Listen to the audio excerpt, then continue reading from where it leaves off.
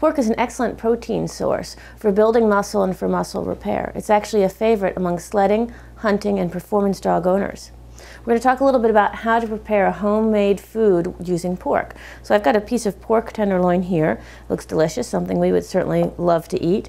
And when you're preparing a food for your dog, you can actually take it up and chunk it up, or one thing that I like to do is to actually grind it up. So here we've got the same thing. This is pork. It's ground up. There's a little bit of pork bone ground up in there, so the dog is getting the benefit of the calcium in the bone. So we're going to use pork for a homemade dog food. We're going to use our protein source, which in this case is the pork.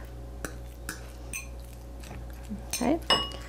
And then we're going to add some fruit. So in this case, I'm going to be using some blueberries. I'm going to add a little bit of pumpkin.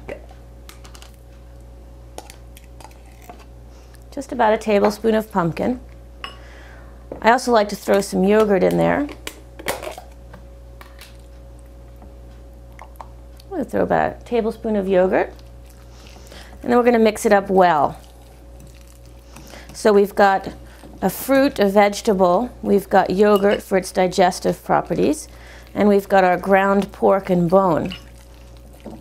This in itself is a fine meal. There's other things you might want to add. You can add bee pollen.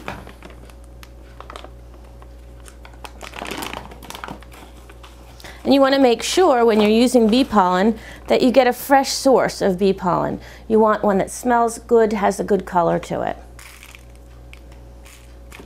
You can also use a digestive enzyme, and there's a number of different types. It usually comes in a powder form, and you would just add that directly onto the food. There's also a number of different kinds of supplements that you can add to the food. And again, you would use this as a top dressing, and you would just add this directly into the food. Some of these supplements actually make a nice gravy, so you might want to add a little bit of water when you add it in.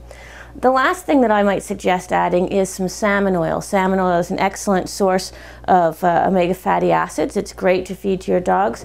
You want to be careful and start off with little amounts and then gradually increase, so the dogs don't get sick from too much of the salmon oil. But here is an example of a homemade prepared dog food made with pork.